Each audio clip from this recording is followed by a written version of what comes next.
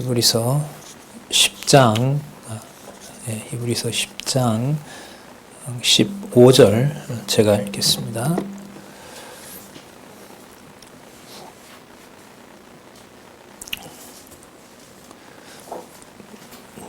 또한 성령이 우리에게 증거하시되 주께서 가라사대 그날 후로는 저희와 세울 언약이 이것이라 하시고 내 법을 저희 마음에 두고 저희 생각에 기록하리라 하신 후에 또 저희 죄와 저희 불법을 내가 다시 기억지 아니하리라 하셨으니 이것을 사하셨은즉 다시 죄를 위하여 제사 드릴 것이 없느니라. 18절까지 읽었습니다. 우리 교재는요, 성경강론 17권 9192페이지부터 잠시 보면서 오늘 읽었던 말씀을 계속 이어가도록 하겠습니다. 잠시 우리 개론을 같이 보시면은요, 지금 히브리서 10장 11절부터 25절까지 우월성에 대한 결과가 나오죠. 저 우월성은 바로 예수님께서 이 땅에 오셔서 육의 몸을 입고 사시고 또한 십자가에 죽으시고 그리고 부활하시고 또 승천하셨죠. 그 모든 사건을 이제 우리는 대속사역이라는 말씀으로 본문을 통해서 확인해 가고 있고요. 그 대속사역의 우월성의 결과를 우리가 살펴보고 있고, 그 다음에 우월성에 의한 대속사역의 우월성이 어떠한 효능을 교회에 가지고 있는지를 우리가 따라가 볼 겁니다. 대속사역의 우월성은 앞부분에 3번에 뭐라고 나왔냐면 예수님께서 드리신 제물 사역이 우월하기 때문에 그런 겁니다. 그 제물 사역이 우월하기 위해서는 다시 위로 올라가면 성막, 예수님께서 드린 제사에 그 드린 장소가 필요하잖아요. 구약에도 약속되어 있는데 그 장소가 이 땅이 아니라 바로 하늘에 있다는 거죠. 이게 이제 놀라운 거죠. 이 땅에 오셔서 피를 흘리시고 죽으시고 또 부활하시고 승천하셨는데 그 모든 사건들에 하나님께서 기쁘게 받아주시는 그 사역, 제물 사역이든 그리고 그 제물 사역을 기쁘게 받아들이시는 바로 그 장소가 바로 하늘에 있는 성막이라는 겁니다. 자, 그건 앞에 또 나오죠. 제사 자체의 우월성이 얼마나 높은지를 알려줍니다. 이것은 하늘에 있는 성막이기 때문에 땅에 있는 사람을 통해서는 불가능하다는 거죠. 그래서 우리가 멜기세덱의 반차를 따라왔고, 그 다음에 유다는 통치자잖아요. 그러니까 제사를 드리는 일을 이 땅에 있는 레위 지파는 할 수가 없고 하나님께서 받지 않으신다고 했고요. 그런데 하나님이 원하는 제사를 자신의 몸으로 드리시고, 그리고 그 제사는 하늘에서 받으셨고, 그리고 하늘에서 받으신 것은 하늘에서 나신 분이어야 돼요. 바로 그것을 멜기세덱의 반차라고 얘기를 하고, 레위 지파는 자기네들이 제사를 주관하는 줄 알지만 여기서 이제 제사의 주체가 되는 지파가 레위 지파가 아니라 유다 지파라고 하는 놀라운 비밀을 알려주시는 거죠. 그러면 여기에서 이제 왕이라든지 제사장이라든지 그러한 삼직 가운데 그런 직임은 구분이 되질 않는 거죠. 어디서 하늘에서는. 하지만 그 모든 그 왕으로서의 그 충분한 완벽한 왕으로서의 조건과 그 다음에 제사장으로서의 완벽한 조건도 이 땅에는 찾을 수가 없어요. 그것은 오직 하나님이 시작하셔서 하나님이 이루셔야 된다는 겁니다. 그래서 이제 오늘 10장 이제 11절에서부터 39절까지 그렇게 왕직과 제사장직이 통합된 하늘에 있는 영원하신 하나님의 아들, 바로 그 예수 그리스도의, 예수라는 단어를 많이 사용을 하죠. 히브리서에는 예수 그리스도 이 단어보다, 이 예수는 이 땅에 오셨지만 그분이 하늘에서 나신 분이다라는 걸 강조합니다. 그러니까 예수라는 말은 이 땅에서 불렀던 이름이에요. 그 가실 때까지 어쨌든 태어나면서부터 불렸던 이름인데 그 이름의 진정한 의미는 이 땅에서 불려진 그 예수는 바로 하늘에서 하나님이 온전케 하신 아들이었다는 사실이 바로 놀라운 비밀인 거죠. 자, 우리는 그래서 10장 11절에서부터 14절까지 지난 시간에 살펴봤습니다. 영원한 제사로 거룩하게 된 자, 영원한 제사는 그리스도가 드린 제사고요. 그 제사로 하나님의 백성들은 거룩하게 되었죠. 유대인을 포함해서 거룩하게 되었고 그리고 온전히 온전케 했다는 말씀을 살펴봤습니다. 그 12절에 보면 오직 그리스도는 죄를 위하여 여기 나오잖아요. 한 영원한 제사. 우리 지난 시간에 그 히브리서 9장 14절 그 제사는 하나님이 준비하셨고 피 흘리면서 죽으시는 그 모든 과정을 하나님이 의롭게 받아주셨다는 것을 하나님의 성령으로 보증했다는 거 우리 기억하시죠? 9장 몇 절이었었죠? 14절이었어요. 자, 영원하신 성령으로 말미암아 그죠? 흠없는 자기를 누구에게? 하나님께 드린 누구의 피? 그렇죠. 그리스도의 피. 그래서 그 참 좋은 아주 핵심적인 그 연결구라고 얘기를 했었죠. 자, 그래서 여기를 좀 이렇게 설명을 더 하면 오직 7장 28절도 한번 생각을 해보면은요. 영원히 온전케 되신 아들이라고 그랬죠. 그죠? 영원히 온전케 되신 아들. 그러면 이 아들은 제사장이기 때문에 레위지파에서 올 것 같은데 이 아들은 레위지파에서 오는 아들이 아니라 어느 지파를 넣어버려요? 왕과 관련된 유다 지파를 넣어버리는 거예요.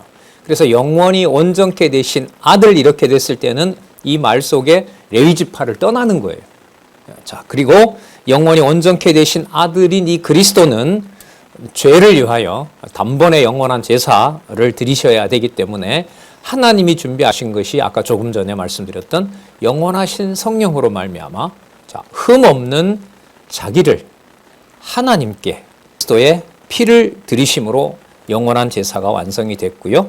자, 14절에 저가 한 제물로 거룩하게 된 자들을 그러니까 하나님의 택한 백성이죠. 거룩하게 된 자들을 볼까요? 영원히 온전케 하셨다는 거죠. 영원히 온전케 했다는 말은 시간과 공간과 어떤 형편의 영향을 받는 것이 아니라는 말입니다. 그게 영원히 온전케 된 겁니다. 그러므로 이 권리는 그리스도가 승천하시고 하나님 보좌 우편에서 현재 살아서 통치하고 있는 상황에서 영원한 제사의 확증은 증거가 뭐냐라고 묻는다면 이 땅에 있는 하나님의 백성의 누구에 대해서도 시공, 형상 그리고 어떤 형편을 모두 초월해서 바로 그것은 어떤 자녀임을 확증하는 사건이다. 거룩하고 흠없는 자기 백성에 대한 확증인 겁니다. 그러니까 지상에서 영원한 대제사장직을 수행하신 그리스도의 그 대속사역의 우월성을 믿는다는 것은 지체에 대해서 창세전에 하나님께서 준비해 놓고 하나님이 선택해 놓은 하나님의 백성에 대해서 조금 전에 읽었던 것처럼 영원히 온전케 된 거룩한 백성임을 인정하고 믿는 것하고 같습니다. 이것은 내 주장을 하라는 말이 아니에요. 내가 내 속에서 하나님이 받으실 만한 재물이 없다는 것은 그리스도가 이미 다 확증해 주셨고 이제까지 읽으면서 우리가 확인한 거예요. 그러니까 내 권리를 찾자고 하는 게 내가 거룩한 자라는 말이 아니에요. 그 속에는 온전히 누가 주관해 가신다는 내용이 지배할까요? 믿음의 주는 오직 그리스도 한 분밖에 계시지 않습니다. 그래서 앞으로 13장까지 나오는 말씀에서 어떤 인간적인 사건이라 하더라도 그 사건을 주관해 나가시는 그 믿음의 주관자는 하나님, 주 예수 그리스도라는 사실을 염두에 두시고 함께 살펴보도록 하겠습니다. 아마 다 선명하게 더 드러날 것이라고 봅니다. 그래서 조금 전에 읽었던 15절에 보면 18절까지 새 언약에 의해서는 죄를 속죄할 제사가 이제 더 이상 필요하지 않는 겁니다. 이걸 누가 확증을 해 주시냐 하면 하늘에 있는 지성소에는 그리스도의 피가 영원히 온전케 되신 아들인 그리스도께서 그리스도의 제사로, 그리스도가 제사직을 포함하잖아요. 당신의 제사직을 통해서 하나님의 지성소에서 만족시키셨다면 이 땅에 있는 육의 몸을 가진 성도들은 성령께서, 레위지파에게 맡기면 안 되잖아요. 레위지파는 온전케 못하니까요. 자, 그러면 이 땅에 있는 지체들은 성령께서 이 땅에 있으면서 하늘 보좌 우편에 통치하시는 그리스도의 영원한 속죄가 이 땅에서 성취되도록 하는 역사를 성령이 하신다는 거예요. 그래서 15절에 보시면 무슨 주어가 나오죠? 또한 뭐가? 성령이. 그러니까 앞부분에 그리스도의 영원한 제사, 단번에 온전케 하신 그 제사의 영향력을 이 땅에서 우리가 성취해 가는 게 아니에요. 신학계에 가면 절대주권과 자유의지는 이거는 함부로 말할 수 없고 비밀의 문제다라고 점점 이야기를 하지 않게 돼요. 그런 거 우리 나름대로 다 알고 있다 이런 이제 분위기인데 저는 그 부분이 조금은 불만이죠. 그래서 어쨌든 성경의 내용을, 성경의 진리를 선명하게 드러내는 것을 성경의 근거를 두고 모든 신학이나 신앙생활도 마찬가지죠. 그 신앙생활을 이어나가는 것이 중요하다고 보고 신학적인 개념들을 우리가 풍성하게 교회에서 만들 필요는 없죠. 하지만 성경에 기록한 말씀을 그대로 따라가고 그 어떤 말씀 다음에 어떤 말씀이 오는지를 확인하는 것은 영원한 생명으로 내주하신 성령께서 기록하신 말씀으로 우리를 이 땅에 있는 육체지만 영원한 제사를 통해서 지금도 만드신 만물을 통치하는 그리스도의 주권과 심판을 또 그리고 은혜를 깨닫게 되는 것하고 직결된다고 봅니다. 그래서 성경에 있는 이 말씀들 크게 오류 없이 번역이 됐잖아요. 우리 성경 그걸 통해서 이제 성경 강론 전집도 나왔기 때문에 성도님들도 그 사실을 잘 알고 계시리라고 봅니다. 또한 그래서 성령이 우리에게 증거하시되, 자 16절에 보시면 여러분 주는 여호와입니다. 예레미야 31장 33절이고요. 본문은 여호와로 되어 있고요. 여호와께서 가라사대, 자 그럼 언약대로 이루시는 분께서 가라사대, 더 정확하죠.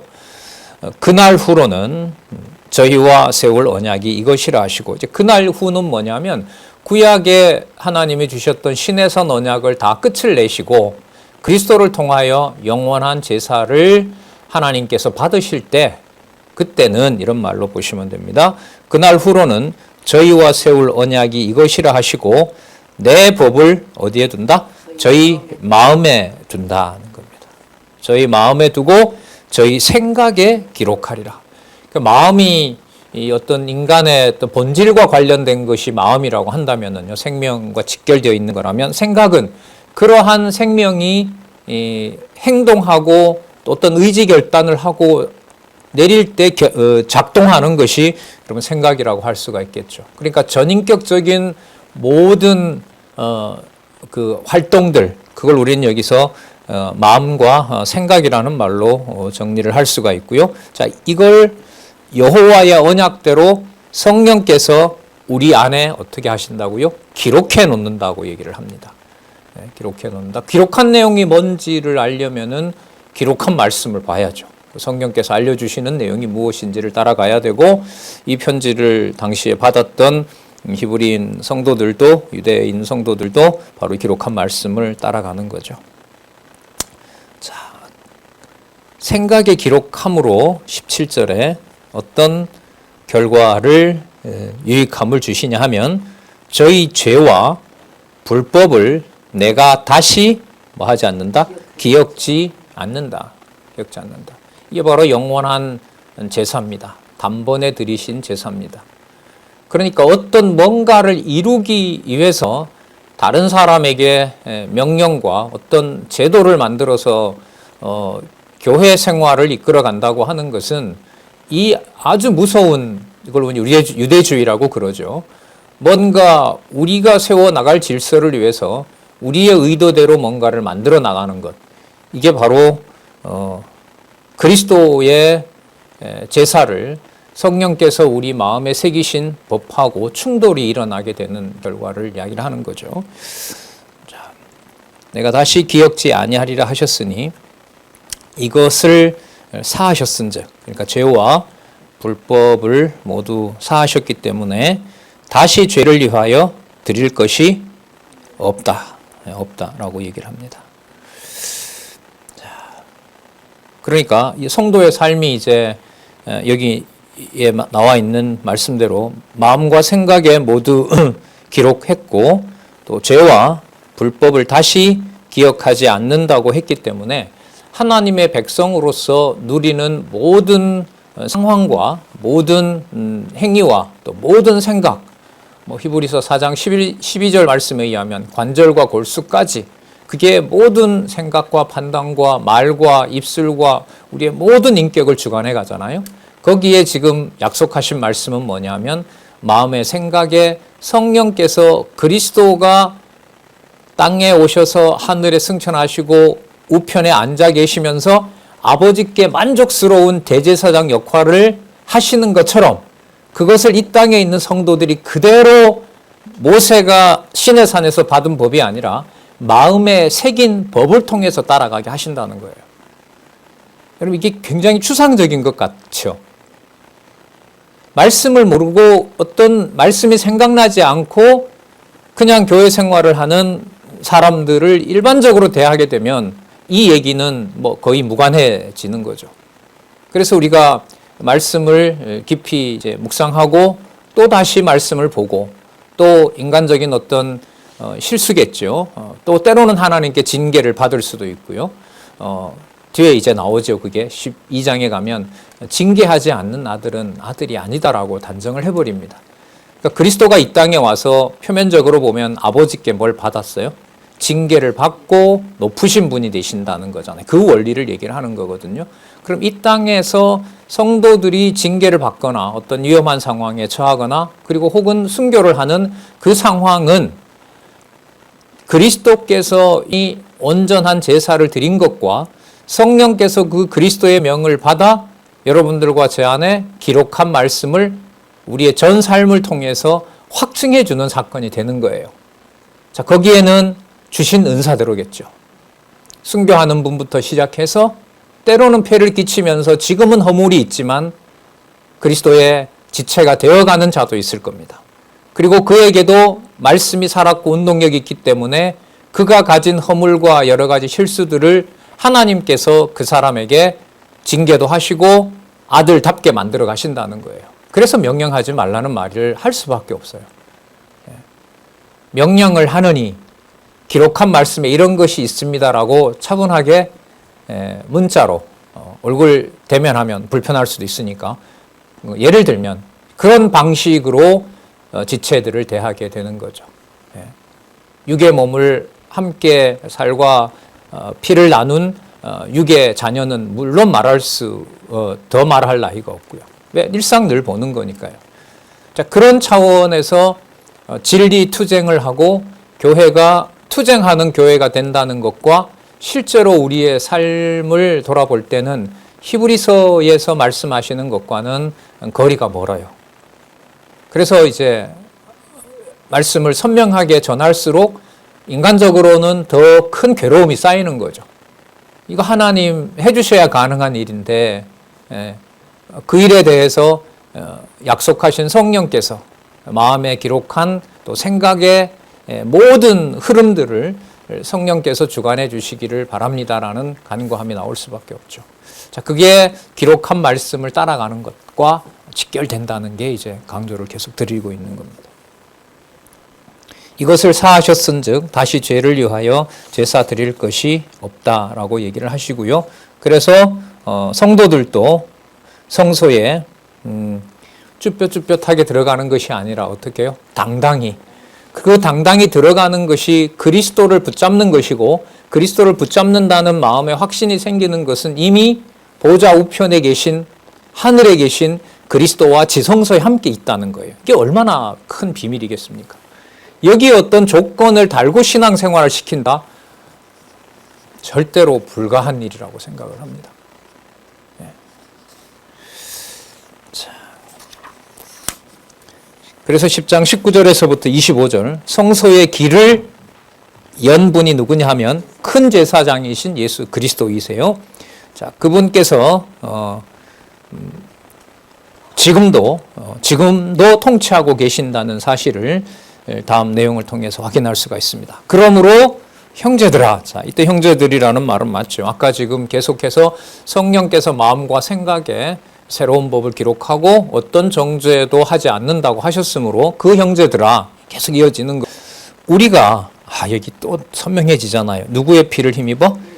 예수의 피를 힘입어. 자, 9장 14절에는 그리스도의 피로 말미암아 누가 보증하시는 영원하신 성령으로 말미암아 영원하신 성령이 보증하는. 그럼 조금 전에 성령께서 마음과 생각을 그리스도가 제사를 드릴 때에도 그리스도가 온몸을 찢기고 자기 백성을 위한 영원한 대속사역을 하실 때에도 영원하신 성령이 보증하신 것처럼 그리스도가 보내신 그 성령이 여러분들과 저 택한 백성들에게도 다른 성령일까요? 같은 성령일까요?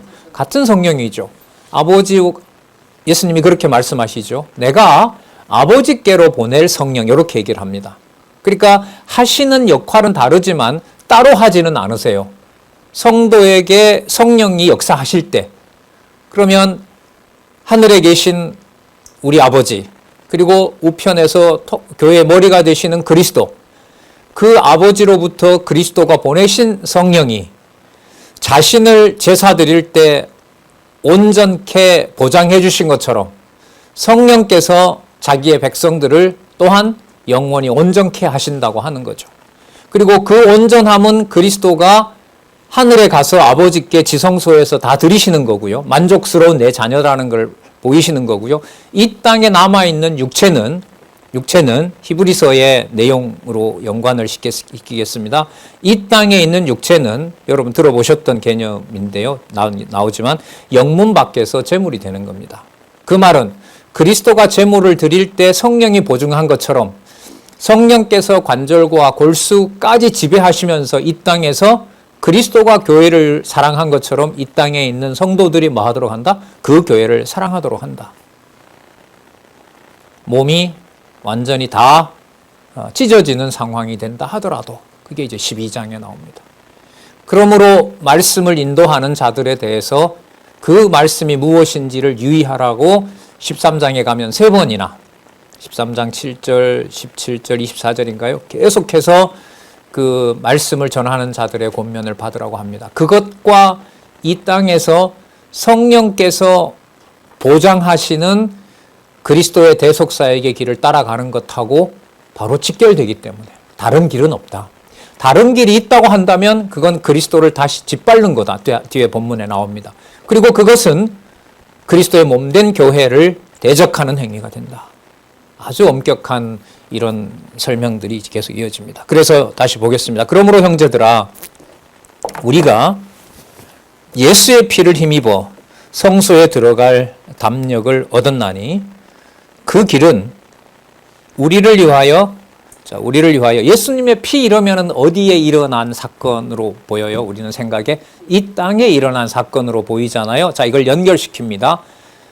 에베소서에 나왔었죠? 하늘과 땅을 통일시킨다. 에베소서 1장 10절에 자, 그 길은 우리를 위하여 휘장 가운데로 열어놓으신, 휘장은 레위 시대로 보면 어디에 있어요? 그 성전에 있는 거지만 이 휘장은 그리스도의 몸이 되시는 거예요. 그럼 이 땅에 일어난 이 사건이 어디 사건과 연결이 돼요? 하늘에 있는 사건, 하늘의 지성소와 연관이 되고 그걸 누가 보장하시느냐? 영원하신 성령이 보장하시는 거예요. 그걸 똑같이 누구에게? 성도들에게 하신다는 거죠. 이런 생각으로 신앙생활을, 지금 히브리서가 후반부잖아요. 후반부에 나타난 교회가 투쟁하도록 하시는 삶의 본질은 이 땅에 있으면서 자기 몸을 오직 그리스도가 가신 대속사역의 길을 걷도록 하는 것과 연결된 것이 바로 투쟁입니다. 목소리 높이고 남을 제압하고 자기 생각을 강요하고 이것과는 전혀 무관합니다. 하지만 진리에 대해서는, 기록한 말씀을 왜곡하는 것에 대해서는 또 선명하고 분명하게 말씀대로 또 안내해주는 역할을 하는 거고요. 자, 보겠습니다. 휘장 가운데로 열어놓으신 새롭고 산 길이라. 죽은 길이 아니라 그것은 영원한 삶을 보장하는 길이다라고 얘기를 합니다. 자, 왜 그러냐 하면 휘장이 곧 누구의 육체이기 때문에, 그리스도의 육체이기 때문에. 그럼 그리스도의 육체는 이 땅에서 찢겨졌죠. 이 땅에서 욕을 당하셨죠. 이 땅에서 어린 양처럼 온몸이 전부 다 해체되셨죠. 자, 난도질 당하셨잖아요. 자, 그런데 그 사건이 어디로 열어가는 휘장을 걷어주신 거예요? 하늘로 들어가는 휘장을 걷어주신 일이 돼요. 그러니까 진리의 말씀을 따라가면서 성령께서 기록한 말씀을 성령께서 깨닫게 했을 때 말씀을 보고 깨닫는 그 기쁨이 여기에 있는 기쁨이 아니라 어디 사건이 돼요? 하늘에 있는 지성소에 함께 가는 사건이 돼요. 이 생각으로 지체와 혈육과 함께하는 동력자를 바라볼 수 있게 해주시는 역사가 바로 교회 투쟁의 핵심이라고 저는 생각을 해요. 우리가 일상적으로 생각하는 또 보고 듣는 것과는 너무 거리가 멀죠. 그래서 말씀을 스스로 확인해 주세요라는 부탁을 저자는 매주마다 강하게 그렇게 하고 있는 거고, 물론 여러분들도 그런 마음일 거고요. 저도 그렇고요. 휘장 곧 저의 육체니라. 자, 이제 의미 문제는 어디로 가냐면 하늘로 가 있습니다. 몸은 여기에서 고난과 환난 중에 있지만은 21절 또 누구의 집? 하나님의 집 다스리는 큰 제사장. 여러분, 하나님의 집, 디모데 전설을 좀 쓸까요? 하나님의 집, 하나님의 교회, 하나님의 집, 살아계신 하나님의 교회, 진리의 기둥과 터. 기억나시죠? 그런 개념들을 쓰신다면 하나님의 집, 하나님의 교회를 다스리는 큰 제사장. 여기 보시면 통치와 제사가 분리가 돼요, 안 돼요? 안 되죠. 그렇게 안 되려면 아들이 전적으로 아버지의 말을 들을 수 있어야 돼요. 어떤 경우도 배반하면 안 돼요. 참 아들로서 하나님이 전하시는, 아버지가 전하는 말씀을 그대로 수용하는 참 선지자여야 돼요. 그럼 삼직이 다 붙잖아요. 자, 여기에 보시면 표면적으로 다스린다라는 통치직과 또 큰 제사장이 나오니까 그 직분이 어떻게 돼요? 다 통합이 돼요. 어디에서? 하늘에 있는 지성소에서. 그래서 여러분 베드로 후서에 가면 성도들에 대해서 왕 같은 제사장이라고 하는 거예요. 그리스도의 지체이기 때문에. 왕 같은 제사장. 내 자신에 대해서는 애써서 적용하려고 했지만 그런 개념들을 우리 자녀들에 대해서 특히 왕 같은 제사장이라는 것을 자녀와 연관해서 생각해 보신 적이 혹시 계세요? 오늘 여기 참석하신 분? 저는 없는 것 같아요. 이 말씀을 말씀드리는 지금까지. 물론 따지자면 창세전 하나님께서 우리를 선택하셨다는 것 속에 변명은 할 수 있겠지만 히브리서에서 전달해 주는 이 말씀의 권위로 육의 몸을 둔 이 땅에 있는 제일 먼저 함께하게 한 혈육과 지체들에게 그렇게 생각은 못했던 것 같아요. 이런 면에서 보면 진리의 말씀에 한시라도 떠나지 않게 해주셔야 된다는 간구가 매우 갈급합니다. 어렵다 해도 이렇게 풍요롭게 쏟아지는 모든 여건에서 한국의 여러분들과 저희 상황을 생각하면 솔로몬의 영화와 비교할 수가 없는 거죠. 너무 풍요롭고 너무 위험하고 그런 시대에 살고 있습니다. 볼 때마다 그냥 좀 인간적으로 숙연해지고 이게 영문 밖에서 그리스도가 아버지의 여기 나와 있는 아버지의 집, 하나님의 집을 다스리는 일들의 역사가 이 땅에 또 여러분들과 저에게 이건 약속된 바인데 어떻게 이루어질 것인가. 이 말씀을 모르고도 전쟁 지역에 나가서 수고하고 목숨을 걸고 여러분 잘 아시겠지만은 국경 없는 의사회라든지 상세하게 그 모형은 잘 모르겠습니다만은 목숨을 걸고 자신에게 준 은사를 실현하는 그래도 한국에 수천 명의 선교사들이 살고 있고 있는 상황이고 또 성경 신학으로는 40여 년 동안 한 번도 주일에 대여섯 시간 이상 진리의 말씀이 전해지지 않는 역사로 보면 이건 어디와 비교를 할 수가 없는 상황입니다. 그리고 각 성도님들이 느끼고 누리는 자유는 어느 누구도 넘볼 수 없는 진짜 철옹성 같아요. 철옹성 흔들리질 않아요.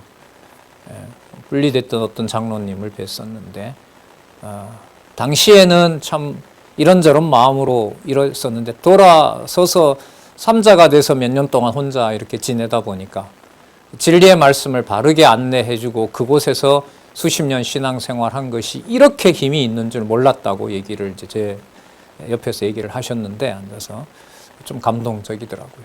그렇지.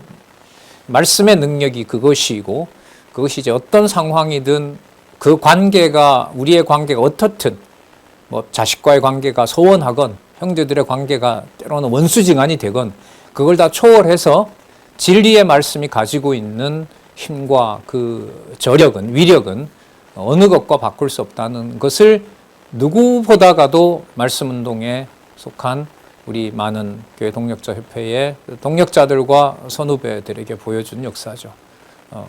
이렇게 하나님께서 보여주셨는데 어느 누구에게 보다가 이 열매를 하나님께서는 어떻게 해가면서 투쟁 이후에 승리로 해가게 될지. 자, 그리고 우리 또 히브리서를 보고 또 이 마음을 이어서 또 야고보서, 베드로 전후서, 또 요한 1, 2, 3서, 유다서 그리고 승리까지 가는 과정에 히브리서에서 말하는 투쟁의 핵심은 자, 우리의 피는 정결하게 지성소에 그리스도께서 가져가셨고 그래서 어느 누구도 정죄할 수 없는 거룩한 몸으로 이 땅에 살면서 세속적인 것과 섞이지 않게 하고 오직 하나님의 교회를 위해서 모든 것을 깨끗하게 쓰시도록 성령께서 주관해 가시는 역사.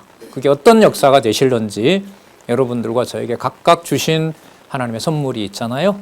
그 선물대로 되겠죠. 단 바울이 보낸 편지를 무시하고 하는 것은 유대주의가 되기 때문에 기록한 말씀에 더욱 충실하면서 그 주신 은사들을 잘 감당해 갈 수 있도록 그렇게 해주셔야만 되겠죠. 하나님의 또한 약속이기도 하고요. 자, 그래서 보겠습니다. 휘장은 곧 저의 육체니라. 하나님의 집 다스리는 큰 제사장이 계심에, 자, 그리스도가 주어가 되시는 거예요. 자, 하늘에서 지배하고 계시니까, 큰 제사장으로 통치하고 계시니까 땅에는 영향을 안 미칠까요? 반드시 미쳐야 될까요? 반드시 미쳐야 돼요. 왜냐하면 하늘과 땅의 관계는 언약과 성취 관계이기 때문에 그래요. 땅에 있는 사건을 육의 몸을 통해서 깨닫지 못한다면 관념이 되는 거예요. 하지만 그걸 하나님이 깨닫게 해주셔야 돼요. 그래서 더더욱 이 히브리서를 읽으면서 기록한 말씀을 그대로 따라가도록 안내해주고 혼자 그 말씀을 따라서 생명의 말씀으로 받을 수 있는 것을 안내해주는 것. 이건 너무너무 중요하다는 걸 또 온몸으로 느낍니다. 계속 볼게요. 하나님의 집 다스리는 큰 제사장이 계심에 그분이 계시고 통치하심으로 우리가 어디에? 마음에 뿌림을 받아. 자, 뿌림을 받아 19절에 있는 예수의 피에 뿌림을 받아. 누가 보장하시는? 성령께서 보장하시는 이렇게 되는 거죠. 그러니까 이 땅에 흘리신 그리스도의 피가 하늘에 있는 지성소에 받아주신 사건은 이 땅에 있는 여러분들과 같이 피는 생명이잖아요. 이 땅에 하나님이 거룩하게 하신 생명을 우리의 마음에 뿌려주심으로 우리도 하늘에 있는 지성소에 들어가 있는 상태라고 할 수 있습니다. 뿌림을 받아 그 다음에 놀라운 게 나와요. 무엇을 깨달아요? 양심의 악을 깨닫고. 좀 이렇게 읽고 싶어요, 저는. 양심 자체가 그리스도의 피가 아니면 그 자체가 뭐예요? 악이에요. 여러분, 양심에 손을 얹고 생각한다는 말 하죠. 어떨 때 하죠? 자, 물증은 없어요. 하지만 당신이 잘못한 게 너무 맞아. 그러니까 뭐 해라? 양심에 손을 얹고 생각해봐라. 이럴 때 양심은 가장 최후의 인간을 인간되게 만드는 보루가 양심인 거죠. 어느 누구도 알 수 없고 자기 자신만 알 수 있는 인간으로서 가지는 도리, 세상에서는 그 도리를 만들어내는 가장 근본적인 내 속에 있는 어떤 것, 그걸 우리는 뭐라 불러요? 양심이라 하거든요. 그런데 그 양심 자체가 그리스도의 피가 아니면은 생각하고 의도하는 바가 뭐가 되는 거예요? 악이 되는 거예요. 그래도 때로 선한 생각하는 거는 그리스도 피가 아니래도 하잖아요, 우리가. 어떻게 생각하세요? 보통 사람들이 가지는 마음 가지고 남 이렇게 잘 대해주잖아요. 또 성품도 온화한 분들 같으면 더 그렇게 하기도 하고, 사회를 위해서, 불쌍한 이웃을 위해서 그 정도까지는 타락하지 않은 거잖아요. 아니에요?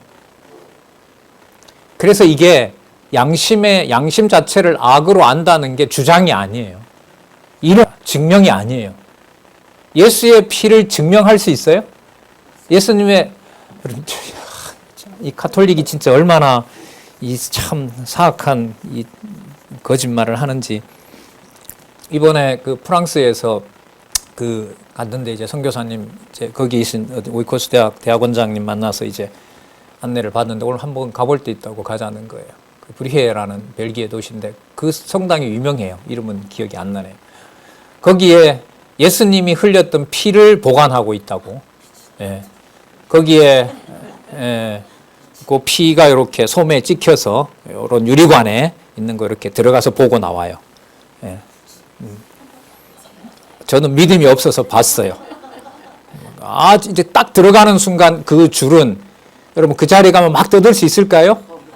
떠들면 쫓아냅니다. 그리고 떠들면 모든 사람의 지탄을 받고 그거 거짓이다라고 저도 못 외치고 나왔어요. 예. 자, 무슨 말씀이냐 하면 그렇게 증명을 해줘야 사람들은 믿어요. 아니라고 하고 황당하다고 하지만. 그렇기 때문에 양심 그 자체를 악으로 깨닫는 것은 과학적이고 실증적인 방법으로 증명되는 게 아니. 그런데 왜 자꾸 뭘 내놓으라고 해요? 왜 사실 직고를 하라고 그러고 왜 족칩니까? 진실이 뭐냐고 남을 다그치냐 말이에요. 그 행위 자체가 여러분 그 양심이 누구 중심으로 꽉 차 있다는 거예요. 네. 제가 꽤 됐지만은 이런 고민을 하다가 제가 한 14년 전에 여기 왔죠. 그 위에 선배 장로님들이나 권사님들이 밑에 후배들 보고 야 이거 좀 해 뭐 하는데 제가 사실 온몸이 저리더라고요. 야 이게 이 성경신학을 정립한 분이 있는 교회인가?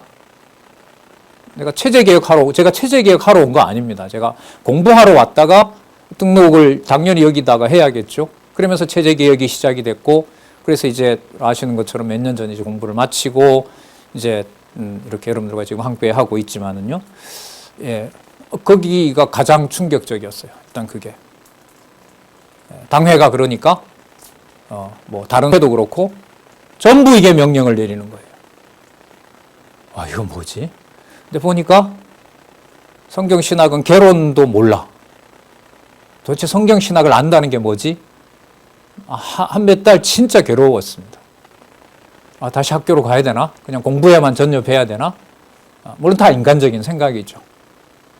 그걸 이제 그때마다 말씀을 드리고 여러분 아시는 것처럼 이제 그 겨울인가요? 2011년 겨울에 교회개혁 초안이 나오죠. 그게 처음에 책은 아니었잖아요. 그죠? 그거 먼저 하고 이제 그런 과정들이 있었죠. 자, 지금 이 히브리서의 배경도 그렇습니다. 이거 저자가 누군지 밝혀지지 않아요. 하지만 누가 보더라도 바울이라고 하는데 만약에 이게 바울이라는 이름이 드러났을 때는 바울을 그야말로 사도행전에 있는 대로 40명이 죽이지 않으면 안 먹겠다고 하는 정도가 아니에요. 온 나라가 일단은 다 그게 바울이라면 바울부터 죽여야 되는 상황이에요. 왜냐하면 양심까지라도 예수의 피가 아니면은 어떤 것도 하나님 앞에서는 뭐가 될 수 없다? 의가 될 수 없다. 지성소 들어가봤자 그거 헛수고다. 쓸데없는 거다. 이걸 여러분 어떤 유대인이 참겠냔 말이죠.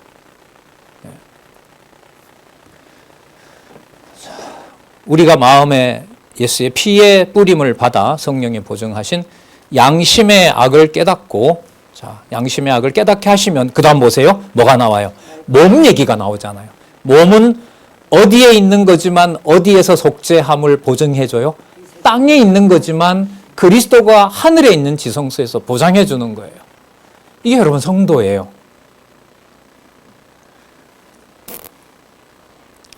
양심의 악을 깨닫고 몸을 볼까요? 맑은 물로 씻었으니. 그럼 이때 맑은 물은 보통 씻는다면 세례 아니에요. 자, 세례 누가 하시죠? 성령께서 베푸시잖아요. 성령, 세례.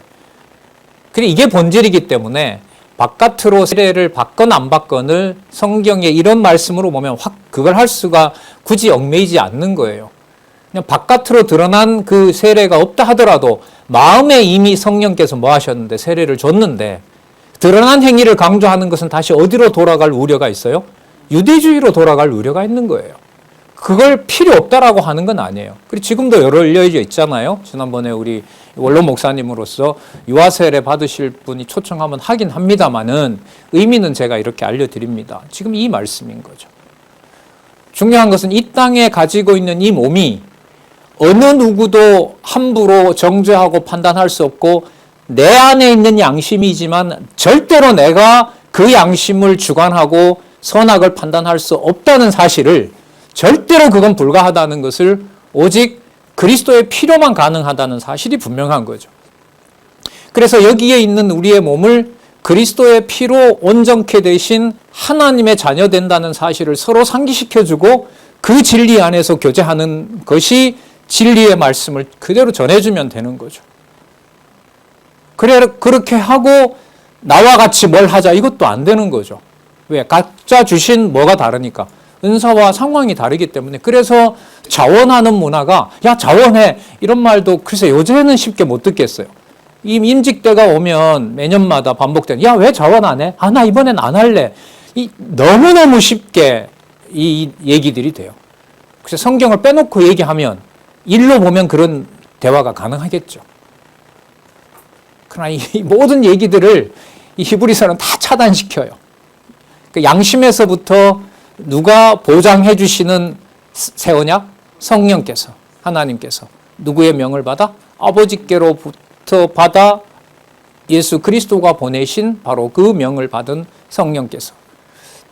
여기에 이른바 여러분 삼위 하나님이 다 나오죠.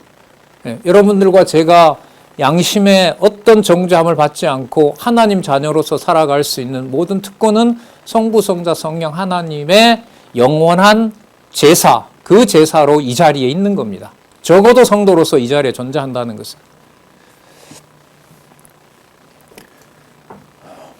양심의 악을 깨닫고 몸을 맑은 물로 씻었으니, 자, 씻었어요. 그런데 그 결과가 뭔지 보세요. 참 마음과. 그럼 참 마음은 뭐냐면 참은 진리예요. 그럼 진리가 주관하는 마음이니까요. 아까 양심을 성령께서 깨끗하게 하신다는 거하고 똑같아요. 이게 바로 참 마음이에요. 참 마음은 참은 진리거든요. 그럼 진리는 누가 주시는 거예요? 성령께서 주시는 거잖아요. 그러면 참 마음을 풀면 성령께서 주관하시는 마음입니다. 왜? 양심도 그 자체가 악이기 때문에 누구 중심으로 판단할 수밖에 없어요. 두면 내 중심으로 판단할 수밖에 없잖아요. 자, 참 마음과 참 마음을 주니까 내가 가진 믿음이 오직 그리스도 안에서 영원한 지성소에 들어갈 수 있는 자격이기 때문에 그게 무슨 믿음이 돼요? 완전한 믿음이 돼요. 온전하다라는 말은요, 두 가지인데요. 언약한 대로 완벽하게 이루어졌다. 그래서 현재 뭐 한다? 어떤 것도 손색이 없다. 그게 여러분 온전하다라는 말이에요. 그러면 아까 예레미야 31장 33절에 새 언약을 언약하신 대로 그대로 이루어 주셨죠. 그러니까 성취된 거예요. 성취한 것을 누가 이루세요? 우리 보고 이루라고 해요? 아니죠. 하나님이 이루시잖아요. 그 하나님이 이루셔서 우리 속에 그리스도의 통치가 전부라는 것을 깨닫게 한 마음, 그게 뭐냐면 온전한 마음이에요. 온전한 믿음이에요. 참 마음과 온전한 믿음이 되는 겁니다. 자, 그러면 앞으로 나오는 얘기들은 모든 믿음이든 은혜는 더더욱 말할 필요도 없이 모든 말씀들이 어디에 있는 사건에 어디에 있는 몸이 하나가 되는 걸까요? 하늘에 있는 그리스도의 지성소에, 아까 누구의 집이라고 했죠? 하나님의 집에서 다스리는 큰 제사장이 주시는 진리의 말씀으로 이 땅에 깨끗해진 양심으로, 깨끗한 누구의 판단에 모든 걸 맡기는 거예요? 큰 하나님의 집을 다스리는 큰 제사장에게 맡기는 거죠. 그분이 다 해결을 했으니까. 그게 여러분 이 땅에 있는 참 마음이고 진리가 주관하는 마음이고요. 그래서 우리에게 주신 그 믿음이 온전하게 된 거예요. 이게 성도의 본질입니다. 여러분들과 이 시간에 이 자리에 함께 할 수 있는 근거가 바로 이 개념 속에 담겨 있어요. 자, 그러니까 누구에게로 나아가자? 하나님께로 나아가자. 안 나가는 게 범죄죠. 왜? 유대인들은 안 나가려고 하잖아. 이 편지 지금 받으면서 책망받는 자들은 그리스도 말고 자신들이 천사나 모세나 제사장에게 뭔가를 추가해서 가려고 하잖아요. 그러면 그 말은 온전한 믿음을 하나님이 주신다는 것을 부정하게 되잖아요. 하나님이 그리스도를 통하여 받으신 제사는 완전한 게 안 된다는 거죠. 여러분, 이 상황하고요, 이게 단지 이론이 아니라 성도를 대할 때, 지체를 대할 때, 혈육을 대할 때 그 관계에서 뭔가에 그 사람에게 야, 너 이렇게 해야 너가 더 잘 되는 거야 라는 말이 이 맥락에서 보면 신앙적으로 맞을까요? 안 맞을까요? 안 맞아요. 그래서 이 입술이, 혓바닥이 막 꼬여요. 머리에는 뭐가 지배하고 있고, 이렇게 나와서 공부하신 말씀들이 개념이 연결이 되어 있고, 이걸 깨버리면서 누구 중심의 얘기를 하고 주고받아야 되니, 인간 중심적 얘기를 하고 주고받아야 되니 그게 혀가 안 꼬이겠습니까? 익숙한 말도 어떤 자리에 가서 안 될 때가 있어요. 왜냐하면 들은 말씀과 주어진 상황이 충돌을 일으키게 되니까. 여러분, 그 순간은 그리스도가 포기한 걸까요? 그리스도가 주관해 가시는 걸까요? 그게 바로 모든 상황에서 그리스도가 혈육으로부터 시작하는 가정, 하나님의 집, 교회, 그리스도가 머리인 교회, 그걸 우리는 가정, 교회라고 우리는 증명을 했던 거죠. 앞에서 하나님께 나아가자. 자, 23절. 자, 계속 이어져요. 자, 이걸 하나님이 꼭 해주신다는 겁니다. 하나님께 나아가자. 왜? 약속하신 이는 뭐 하니까? 미쁘신, 약속했으니까 꼭 뭐 한다? 이루어 주시니까. 이루어 주시니까. 자, 그러니까 우리가 믿는 도리의 소망을 움직이지 않고 굳게 잡는 거죠.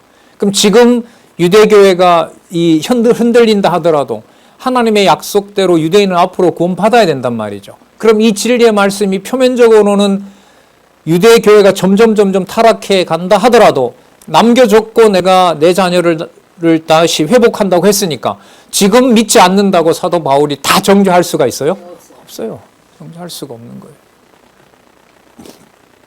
그래서 타인을 질타하는 게 옛날보다가 더 괴롭습니다. 막 이렇게 오늘도 한 3시간 하잖아요. 이 3시간 뭔가 증명을 하고 온전히 그리스도로 모아놨던 개념이 전부 다 한순간 붕괴되고 날아가 버리니까. 진짜 쓰려요. 속이 진짜 쓰리고, 진짜 인간적으로 말하면 허무하죠. 사람의 능력으로 안 된다는 겁니다. 움직이지 않고 굳게 잡아 서로 돌아보아. 자, 그럼 서로 돌아보는 것이 육체적인 관계로 돌아보는 거겠어요? 아니죠. 어디에 있는 누구 안에서의 제사를 함께 드리는 거예요? 하늘에 있는 그리스도의 제사, 지성소 안에서 누리는 이른바 유월절로 말하면 축제와 같은 거죠. 그 제사를 함께 드리는 상황이라고 봅니다. 그러니까 서로 돌아보고, 자, 사랑은 아가페겠죠. 하나님이 주신 사랑과 하나님의 자녀로 서로 선행을 격려하는 거고요. 자, 25절. 그러면 당연히 지체들이니까 하나로 모이겠죠. 그래서 모이기를 패하는 어떤 사람들의 습관과 같이 하지 말고 오직 권하여 그날이 가까이 옴을 볼수록 더욱 그리하자. 이게 여러분 어려운 상황입니다. 예루살렘 성전이 곧 멸망한다고 하니까 사람들이 모이겠어요? 각자 다 도망가겠어요? 다 도망가죠. 그럼 진리를 전하는 자도 만약에 도망을 가버리면, 이 진리의 말씀을 안내하는 자들까지 도망을 가버리게 되면 이 지상에 하나님의 말씀이 전달이 되겠어요? 안 되겠어요? 안 되는 거죠. 그럼 그 자체를 또 그런 어려움 우리가 받을 필요가 없다라고 이제 교회를 내팽개치고 이제 도망가고 하면, 그리고 야, 이런 어려운 상황에 내 가족부터 챙겨야지 뭐하러 모여서 말씀 듣느냐. 누가 보낸 편지 잘 확인도 안 되는데 그거 보지 말자. 지금 우리가 이런 상황이 아니다. 각자 가서 자기 일을 챙겨야 된다. 라고 해버리면 누구 중심으로 자기 삶을 살 수밖에 없어요? 자기 중심으로. 그래서 나중에 여러분 13장에 가면 남아서 그래도 이 진리의 말씀을 안내하는 자들을 그들을 귀하게 여기라고 하는 말씀이 23장에 가면 나오는 겁니다. 자, 그러므로 여러분 10장 26절부터 우월성에 대한 효능 내용이 더 선명하게 나타납니다.